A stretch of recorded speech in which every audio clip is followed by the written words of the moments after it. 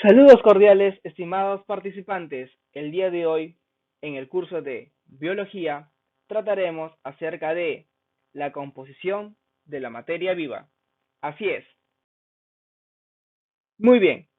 Cuando hablamos de la composición de la materia viva, estamos hablando de bioelementos que reciben ese nombre porque son elementos que están en compuestos orgánicos y biomoléculas, que es la unión de los bioelementos. Muy bien, cuando hablamos de bioelementos, hablamos de tres tipos de bioelementos. Los bioelementos primarios, que son el carbono, el hidrógeno, oxígeno, nitrógeno, fósforo y azufre, que ocupan más del 96% de la composición de la materia viva. Así es, y dentro de sus propiedades tenemos que pueden formar enlaces covalentes, se pueden unir a otros carbonos formando cadenas largas, pueden formar enlaces simples, dobles y triples, y también podemos mencionar que el carbono unido al oxígeno forma compuestos gaseosos. Continuamos.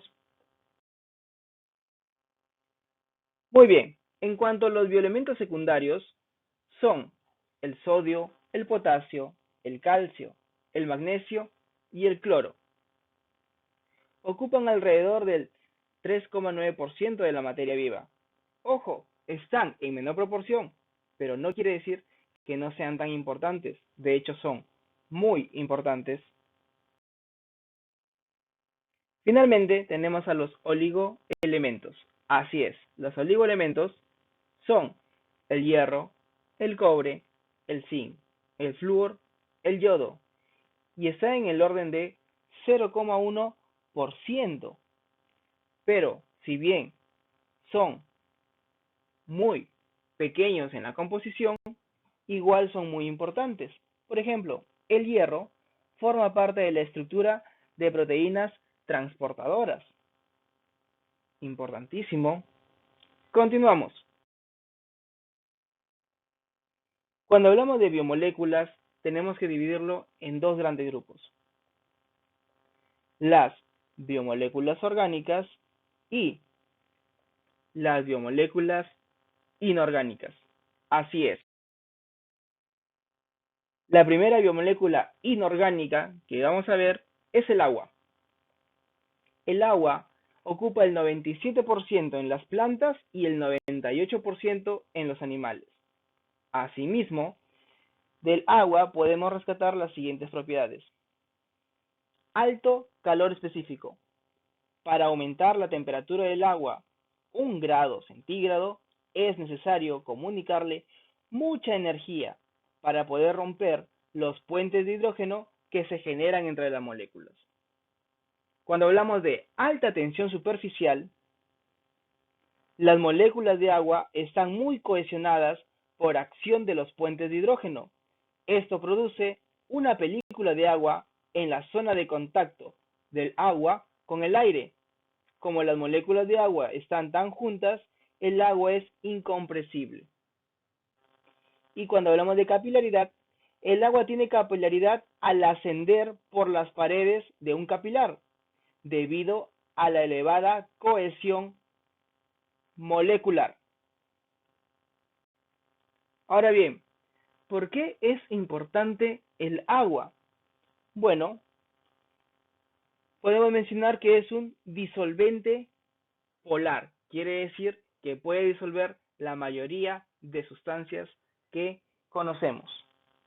Tiene una función estructural, así es, por su elevada cohesión molecular, el agua confiere estructura, volumen y resistencia. Asimismo, es importante destacar la función de transporte.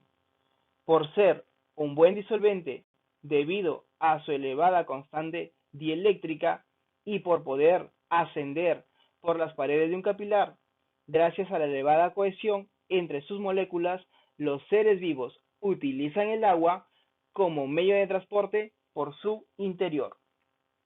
Ahora bien, cuando hablamos de la función termorreguladora, podemos mencionar que al tener un alto calor específico y un alto calor de vaporización, el agua es un material idóneo para mantener constante la temperatura, absorbiendo el exceso de calor o cediendo energía si es necesario.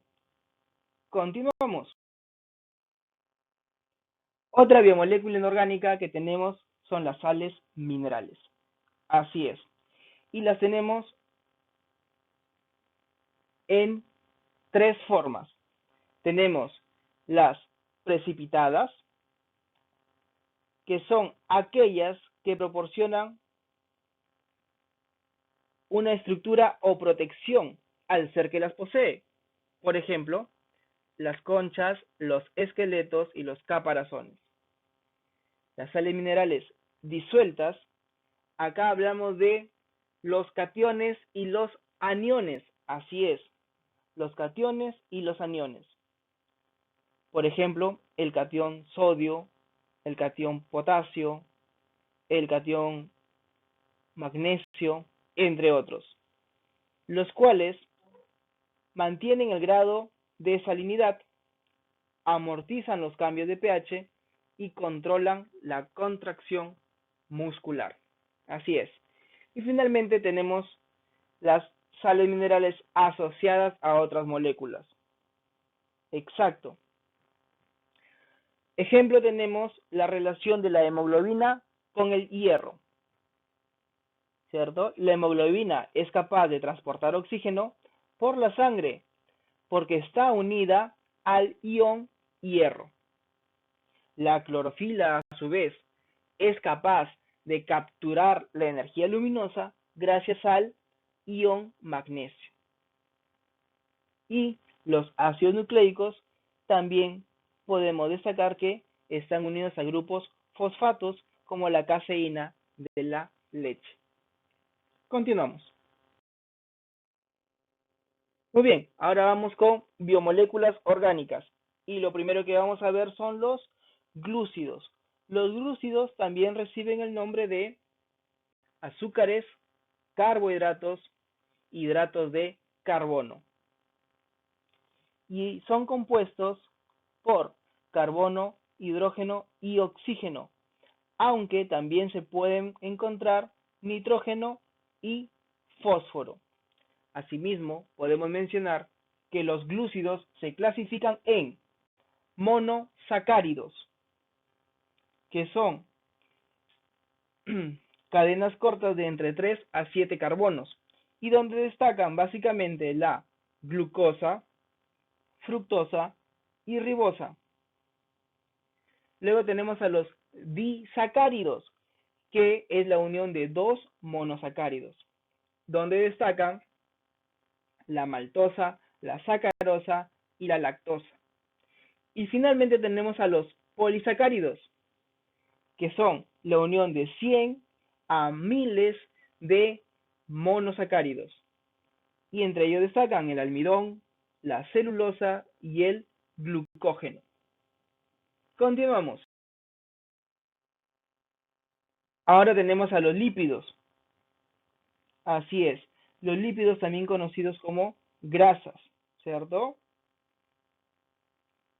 Los lípidos están conformados por carbono, hidrógeno, oxígeno y en algunos casos fósforo, nitrógeno, azufre. Podemos destacar su función energética, donde tenemos a los lípidos neutros o triglicéridos. Básicamente, en este caso, podemos mencionar que se acumulan en los enlaces gran cantidad de energía, que es liberada cuando se rompen en las oxidaciones metabólicas. El exceso de kilocalorías que se ingieren en los alimentos se almacena en forma de triglicéridos. Otra función es la función estructural. Los fosfolípidos básicamente forman parte de las membranas celulares, Las ceras revisten y protegen frente a la humedad. Las grasas actúan como aislantes térmicos y mecánicos. Y cuando hablamos de la función metabólica, como las vitaminas liposolubles D y A y E, así como K y otras sustancias derivadas de los terpenos. Ahora, para mencionar la clasificación de los lípidos, debemos hacer hincapié en 4 tipos. Las grasas neutras o triglicéridos, que se pueden clasificar en saturados e insaturados. Los fosfolípidos, que están formados por glicerina y 2 ácidos grasos, un grupo fosfato y un aminoalcohol, ¿cierto? Que tienen una estructura bipolar, debido a que son hidrófilos y son hidrófobos. Otra clasificación tenemos a los esteroides. Los esteroides derivan del ciclopentano, perhidrofenantreno o también llamado esterano. Así es. Cuando hablamos de esteroides nos referimos al colesterol, a la vitamina D y a las hormonas sexuales como el estrógeno, la progesterona y la testosterona. Finalmente tenemos a los terpenos, que son moléculas derivadas de un hidrocarburo llamado isopreno, en los cuales tenemos ejemplos como los aromas vegetales, los pigmentos vegetales, la vitamina A y la vitamina E. Continuamos. Cuando hablamos de proteínas, básicamente hablamos de aquellas moléculas tan grandes que es necesario entender que tienen 4 estructuras: primaria, secundaria, terciaria y cuaternaria. Ahora bien, las podemos clasificar en holoproteínas, que pueden ser globulares, como las albúminas, o filamentosas, como la elastina, la queratina o el colágeno. Asimismo tenemos a las heteroproteínas, que se dividen en cromoproteínas, donde tenemos a la hemoglobina, las fosfoproteínas, donde tenemos a la caseína, y las glucoproteínas, donde tenemos a los anticuerpos. Asimismo, las proteínas cumplen las siguientes funciones: estructural, donde tenemos a las queratinas, colágeno, elastina; defensiva, llevada a cabo por los anticuerpos; reguladora, proteínas como las hormonas o los neurotransmisores que regulan el funcionamiento de todos los órganos del cuerpo.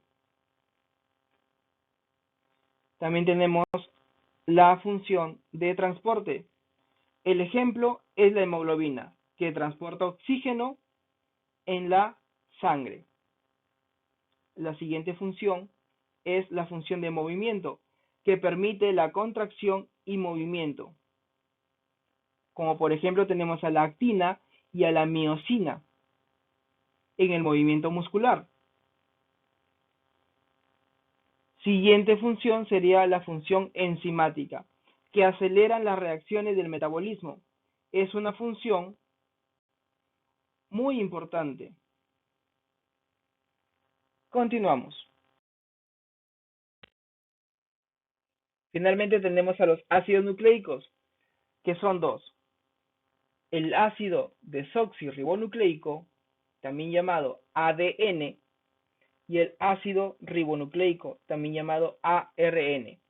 Recuerda, el ADN, su azúcar es la desoxirribosa y sus 4 bases nitrogenadas son adenina, timina, citosina y guanina. Y el ARN, su azúcar es la ribosa y sus bases nitrogenadas son adenina, guanina, citosina y uracilo. No te olvides. Muy bien, ha llegado la hora de la práctica. Acompáñame a desarrollar este reto. Acá tenemos algunas preguntas para poder practicar lo aprendido. No te olvides, el reto continúa. Así es, las preguntas son muy importantes para poder saber todo lo que estamos desarrollando. Eso sería todo por el día de hoy. Nos vemos en una siguiente clase.